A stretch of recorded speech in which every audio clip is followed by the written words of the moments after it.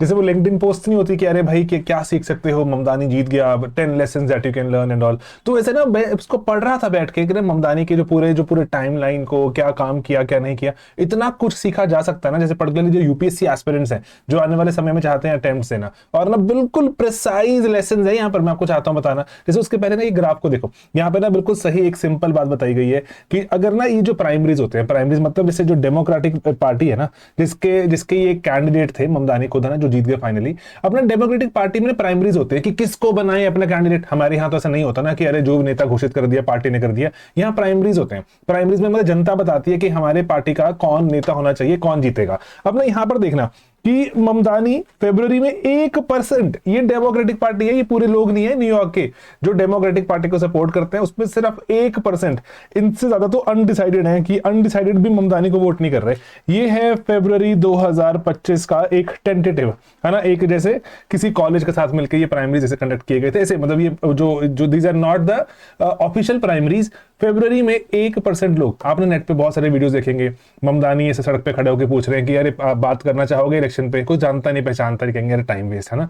तो उसके बाद ऐसा किया क्या कि जो जो जैसे धुरंधर बैठे हैं ना, जैसे इनके पहले जो मेयर थे जो 2021 में जिनको जो रिजाइन करना पड़ा था, कुओमो थे थोड़े से फेवरेट डेमोक्रेटिक पार्टी के, कुओमो को पछाड़ दिया है ना। और कुओमो से पहले तो खुद को अपने आप को आगे लेकर आए कि डेमोक्रेटिक पार्टी का भाई मैं हूं नेता, और मुझे जो यहाँ पर आपको जो मुझे जो फील्ड करना चाहिए, रिप्रेजेंट करना चाहिए, मैं इलेक्शन जीत के लाऊंगा।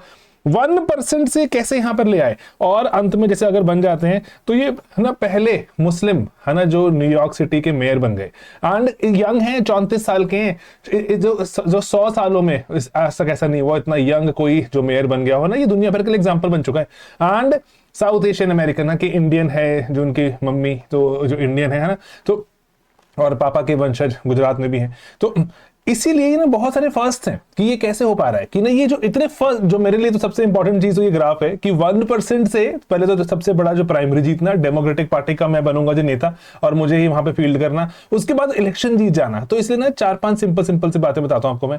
सबसे पहली बात तो जो से ना यहाँ पे जो हम, अगर आप एक एस्पिरेंट हैं आने वाले टाइम में चाहते हैं एग्जाम देना, जरूर सोचना इस पर। और यही बातें होती हैं, इन्हीं पे ही काम करना होता है। जो कर लेता है वो बाजी मार भी लेता है ना, चाहे वो यूपीएससी एस्पिरेंट है जो मर्जी हो। पहली बात तो जैसे ना इमीडिएट क्राइसिस होता है। इमीडिएट क्राइसिस, भाई मुझे कोई जानता पहचानता नहीं है यार, मुझे उस पर काम करना चाहिए। आपका इमीडिएट क्राइसिस क्या है? पॉलिटी वीक है, एनवायरमेंट वीक है, ज्योग्राफी वीक है, हिस्ट्री वीक है, काम करो उस पर, इमीडिएट क्राइसिस पर। कि सर मैं पढ़ लेता हूं, रिटेन नहीं हो रहा, मेरा सिलेबस खत्म हो गया है, लेकिन मेरे को पर्टिकुलरली आज जो मैं टेस्ट करने बैठता हूं, टेस्टिंग नहीं करता, टेस्टिंग करके उसको एनालाइज नहीं करता, रिवाइज नहीं करता, आगे ही बढ़ता रहता हूं। Find out your immediate crisis and start working on it. Focus, एक एक चीज करके काम करोगे तो देखना बहुत कुछ किया जा सकता है। देन जो ना हेल्प रीच करो, जैसे ना यहाँ पे पर्टिकुलरली ही reached out to diverse communities है ना, कि चलो थोड़ा सा इंडियंस को पूछता हूँ, ज्यूइश को पूछा जिनके खिलाफ यहाँ पे से इनको बना दिया गया था कि ज्यूइश के खिलाफ है, अरे भाई बहुत सारे ज्यूज ने सपोर्ट कर दिया इनको है ना। तो डाइवर्स कम्युनिटीज को जा जाके उनकी प्रॉब्लम्स पूछ रहे हैं है ना, ग्राउंड पे उतर रहे हैं, तो ना आप हेल्प सीख कर सकते हो है ना। जो कोई वेटरन से किसी, मतलब सबसे इंपॉर्टेंट बात तो है कि आपके कोई भाई बंधु दोस्त में किसी ने पेपर क्रैक कर दिया, उससे, टॉपर्स की स्ट्रैटेजी से, कोचिंग वालों से, मेंटर से, अरे भाई हेल्प सीख करने में कोई बुराई नहीं होती। कोई बुक है ना, बुक में कहीं बार स्ट्रैटेजी लिखी होती है, फाइंड आउट व्हाट वर्क्स, खुद से आइटरेट करते रहोगे, यस कहीं ना कहीं तो पहुंच जाओगे, लेकिन वक्त की कीमत होती है ना। जैसे अब आपको यूपीएससी ने एक डेट दे दी है, उस दिन प्रीलिम्स होना है तो होना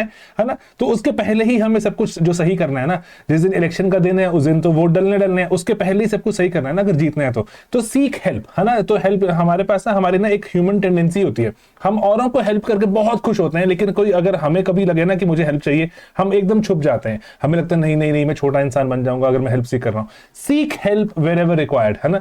अगर आप कनेक्टेड हैं, पर्टिकुलरली लेट्स से अगर आप एक वेल मीनिंग इंसान है, people come out to help, and particularly जो यूपीएससी में तो बहुत ज्यादा हेल्प अवेलेबल होती है। एंड देन जो ना ओपोनेंट की जैसे ना वीकनेसेस को जानना, जैसे पर्टिकुलर जैसे वेटरन्स हैं, जैसे फर्स्ट टाइमर्स के लिए थोड़ी एडवांटेज क्या होते हैं, उनके पास, फर्स्ट टाइमर्स के पास कोई बैगेज नहीं होता, लेकिन एक्सपीरियंस भी कम होता है, बात तो है ना। अब जो वेटरन है जिसका सेकंड, थर्ड या फोर्थ अटेम्प्ट है, उसके पास बैगेज है कि अरे मुझे दोबारा से ये लक्ष्मीकांत पढ़नी पड़ेगी, दोबारा से स्पेक्ट्रम देखनी पड़ेगी, बैगेज है, लेकिन एक्सपीरियंस भी तो है। तो किस तरह से देखते हो आप अपने ओपोनेंट की वीकनेसेस को, कि या तो बैगेज या वर्सेस ये एक्सपीरियंस, है ना। इसको सोचना बैठ के कि ना, कि कई लोग ना बहुत डरे सहमे रहते हैं कि नहीं नहीं मेरा लास्ट टाइम भी नहीं हुआ था, इस बार भी नहीं होगा। डर को इतना भारी बना लेते हैं, काम ही नहीं करते। अगेन मैं बार बार रिपीट करता हूं अपने हर वीडियो में, thinking without action, they are only thinking a lot, no action, and it leads to a lot of anxiety. तो सोचो, उसको पूरा करो, सोचो पूरा करो। इसीलिए ही बोल रहा हूं फोकस, इमीडिएट क्राइसिस पे काम करते रहो। इस बार का मेरा जो ये नेक्स्ट जो 7 डेज 10 डेज 15 डेज का ये प्लान है, मैं इमीडिएट क्राइसिस को प्लग कर दूंगा। करंट अफेयर्स वीक है, करंट अफेयर्स को मैं सबसे पहले चाहता हूं प्लग करना। नहीं करंट अफेयर्स ठीक ठीक है मेरे, बहुत कोई खास नहीं, लेकिन ठीक ठीक है। इमीडिएट क्राइसिस है मेरा, ये सब्जेक्ट ही नहीं आता मुझे, सब्जेक्ट कर दूंगा। इमीडिएट क्राइसिस है भाई, मैंने प्री लेवल्स मैंने तैयारी नहीं की हुई। इमीडिएट क्राइसिस है मेरा कि भाई मेरे को मेंस का कुछ नहीं आता, मेरा प्री निकल भी गया तो मेरे को ऑप्शनल नहीं आता, है ना। इमीडिएट क्राइसिस को पहचानो, ये सिर्फ आप ही पहचान सकते हो। And be honest with yourself, and देखना कितने रैपिड जो कामयाबी मिलती है।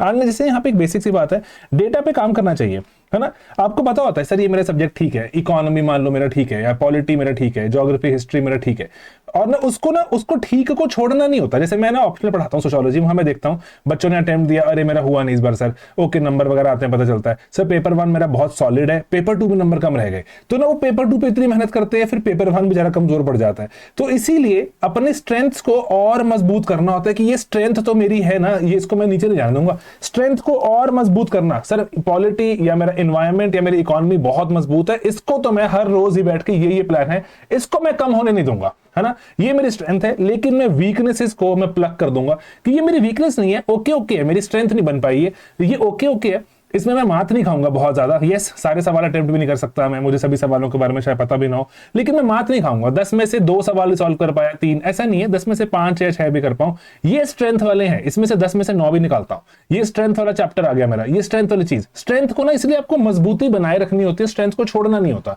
स्ट्रेंथ छोड़ दोगे ना, वो भी एवरेज बन जाएगी, फिर जो एडवांटेज है ना मुश्किल हो जाता है। एंड आखिरी जो चीज है, क्लियर कट वाई, क्यों कर रहे हो, है ना। डीमोटिवेशन ये वो एटसेट्रा, जब आप काम करते हो दिन प्रतिदिन, कुछ दिखता तो है नहीं कि क्या आउटकम आ रहा है, पढ़ा लिखा क्या फायदा हुआ नहीं हुआ ना, ये सवाल मन में आ सकता है। क्लियर वाई, कि क्यों कर रहा हूं ये, है ना। He was very clear, he kept communicating, मैं ये क्यों कर रहा हूं। एक सवाल पूछा गया कि अगर आप इलेक्शन के बाद जीते हैं और मान लीजिए सबसे पहले कौन सी फॉरेन कंट्री विजिट करेंगे, सभी लोग बोल रहे हैं इजराइल इजराइल इजराइल, है ना, क्योंकि वहां बहुत चलता है यूएसए में। तो ये क्लियर कट बोलते हैं, कहते मैं कहीं नहीं विजिट करूंगा, मैं न्यूयॉर्क में रहूंगा, मेरे को न्यूयॉर्क में उन्होंने जिताया है, उसके मुझे चीजों पे काम करना है। क्लियर वाई कम्युनिकेट करोगे, खुद को बताओगे, बार बार बताओगे, और आपको मोटिवेशन ना बनी रहती है। तो ये बिल्कुल बेसिक चीजें हैं। इमीडिएट क्राइसिस प्लग कर दो। हेल्प सीख करने में कोई बुराई नहीं होती, हम औरों को हेल्प देते हैं, हमें लगता है कि हम अब बड़े इंसान बन गए, हेल्प सीख करने में हम खुद को छोटा मानते हैं। नहीं, ऐसा कुछ नहीं है। आपका एक टारगेट है, एग्जाम स्पेसिफिक आपका एम है, उसी पर चलना होगा। एंड सिंपल सी बात है कि ओपोनेंट्स ना पर्टिकुलरली रखते हैं। अगर आपको लगता है कि मैं फर्स्ट टाइमर हूं, ओपोनेंट्स के पास बैगेज है, ये मैं गारंटी से बोलता हूं, ना, जो रिपीट अटेम्प्ट दे रहे हैं। लेकिन अगर आप जो रिपीट अटेम्प्टर हो, तो आपको ये भी जानना है, एक्सपीरियंस, जो फर्स्ट टाइम वाला बच्चा आ रहा है उसके पास एक्सपीरियंस नहीं है, आपको पता है कौन सी चीज मुश्किल कितनी आसान कितनी कैसे होती है, पेपर में जाके रिकॉल कितना मुश्किल हो जाता है ना। डेटा पे काम करो, क्लियर वाई रखो, एंड देखना डेफिनेटली जो अभी जो करते आ रहे हो और क्लैरिटी से आगे करोगे और आगे बढ़ोगे। और मेरी जो शुभकामनाएं भी हैं स्लीपी की, जहां आपको हेल्प चाहिए हो प्लीज डू रीच आउट। हम हर तरह के जो कोर्सेज बनाते हैं, हम हेल्प करते हैं बच्चों की, पर्टिकुलरली चाहे वो प्रीलिम्स हो, प्रीलिम्स का क्रैश आ रहा है, चाहे सोशियोलॉजी हो, एक रैपिड एक पूरा कोर्स ड्रॉप कर दिया है, उसको आप पूरा कंप्लीट कीजिए, है ना। सोशियोलॉजी का जो जिस तरह की हेल्प चाहिए, आवर कोर्सेज आर देयर। और हम सिर्फ एक, हमारा फोकस है, सिर्फ एक क्लियर कट फोकस है, एग्जाम सेंट्रिक कंटेंट, सिर्फ एग्जाम सेंट्रिक कंटेंट है, इस पे ध्यान दीजिए, ठीक है। एंड बाकी काम करते रहिए, मेहनत करते रहिए। मैं रोज शाम को कोशिश करता हूं कि आपके साथ जुड़ूं, यहाँ पे छोटे इनसाइट शेयर करूं, ताकि थोड़ा पुश मिलता रहे, है ना। काफी लोनली सी एक बैटल होती है यूपीएससी की जो प्रिपरेशन, थोड़ा किसी से बात सुन लेते हैं, किसी के साथ जुड़ जाते हैं, थोड़ा सा बस अटैच्ड फील होता है, लेकिन मेहनत तो करनी है, मेहनत के बिना ये एग्जाम क्रैक नहीं होता, ठीक है। मेरी शुभकामनाएं, ऑल द वेरी बेस्ट। और कोई किसी तरह का कोई सवाल जवाब चाहिए हो तो please do reach out, and maybe you can ask in comments, I will answer. Alright, take care, bye.